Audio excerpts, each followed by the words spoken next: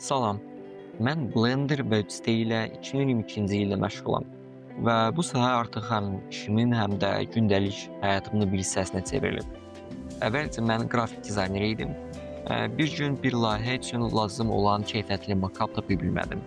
O an düşündüm, niyə özüm bir cür 3D makaplar və ikonlar hazırlamıram? Elə bu sual məni 3D öyrənməyə apardı. Axtarışların nəticəsində isə mənim üçün ideal olan proqram Blender tapıldı. Sonsuz güclü və inanılmaz geniş imkanlara malik bir vasitədir. Və düzünü desəm, necə istedadlı qrafik dizayner olsansa ol, çox vaxt şirkətlər bu sahəyə layiqincə pul vermir. Məhz buna görə indi mən artıq tam ştatlı 3D dizayner kimi çalışıram. Bu sahə mənə azadlıq, həm yaradıcılıq, həm də daha yaxşı gəlir imkan verir. Əgər 2025-ci ildə sıfırdan başlasaydım, indiki biliklərimlə çox daha tez və səmərəli öyrənərdim. Bu tövsiyələr yeni başlayanlar üçündür. Əgər sən də animasiya, oyun dizaynı, vizualizasiya və ya sadəcə 3D ilə maraqlanırsansa, bu fikirlər sənə də kömək edər. İlk öncə məqsədi müəyyən et. Blender çox funksiyalı bir proqramdır. Burada modelləmə, animasiya, vizual effektlər, video montaj və daha çox şey var. Amma məqsədsiz şəkildə öyrənmək vaxt hissinə səbəb olur. Özünə sual ver, mən niyə 3D öyrənmək istəyirəm?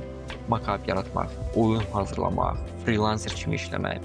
YouTube-da müxtəlif sahələr üçün nümunələr bax, hansı sənə maraqlıdırsa onu seç. Başlanğıcda özünü peşəkar işlərinə müqayisə etmək faydalıdır. Məsələn, onların işlərini analiz et və mənim işim onların necə yaxınlaşa bilər sualını ver. Bəyəndiyin işlərini ilham qayda bir dəfə bax, bu motivasiya verir və sənə istiqamət göstərir.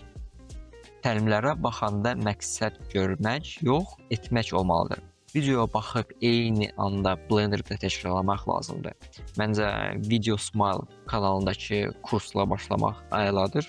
Sonra isə Ponçi dərsi ilə davam et. Ən vacib olan öyrəndiklərini qeyd et. Bu həm yaddaş, həm də intizam üçün faydalıdır. Təlimləri bitirdiinsə, indi öz işlərini yaratmağa başla. Məsələn, dərsdə stul düzəltmisənsə, indi fərqli bir stul dizaynı et. Bu həm yaradıcılıq inkişaf edir, həm də səni digərlərdən fərqləndirir. Düzgün sual vermək bacarığı çox önəmlidir. Niyə obyekt real görünmür? Materialda nə çatışmır? İşıqlandırma niyə zəifdir? Sual ver, cavab axtar, forumlarda, Discordda ya da ChatGPT-dən soruş. Hər dəfə problem yaşansa, ekran görüntüsünü çək və problemi qeyd et. Sonra təkrar baxıb səbəbi tapmaq daha asan olur. Blender texniki biliklərə qədər vizual zövqü də vacibdir. Kompozisiya, rəng, forma, bunlar işini gücləndirir. İşə başlamamızdan əvvəl reallıqdan ilham al. Fotolardan, rəsmdən, əsərlərdən, təbiətdən, memarlıq. Yalnız proqram bilikləri ilə kifayətlənmə. Tarix, mədəniyyət, arxitektura, geyimlər, bunları öyrənmək işlərini daha maraqlı və orijinal edəcək. Əgər futuristik şəhər düzəltmək istəyirsənsə, əvvəlcə real şəhəri araşdır. Qəhrəman dizayn etmək istəyirsənsə, insan anatomiyası və mimikasına başa düşməlisən. İdeal olmaq üçün gözləmə. İndidən işlərini paylaş. Tənqidlər səni daha güclü edir. ArtStation, Instagram, Behance, TikTok bu platformalarda paylaş. Fikirlər topla, inkişaf et. Bəzən sadəcə bir paylaşım sənə iş fürsəti və ya yeni tanışlıq qazandıra bilər. Bəzən sadəcə bir paylaşım sənə iş fürsəti və ya tanışlığı qazandıra bilər. Əgər mən Blender öyrənməyə 2025-ci ildə başlasaydım, məqsədimi müəyyən edərdim. Peşəkar işlərə baxıb onlara özüm müqayisə edərdim. Dərslərə başlayıb sonra öz layihələrimi keçərdim. Rəssamlıq əsaslarını öyrənərdim.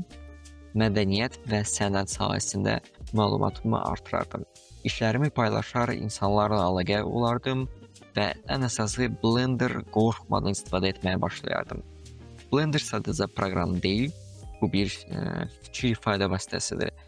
Səhvlərdən qorxma, çünki onlar öyrənmənin bir hissəsidir, əsas olan davamlıqdır.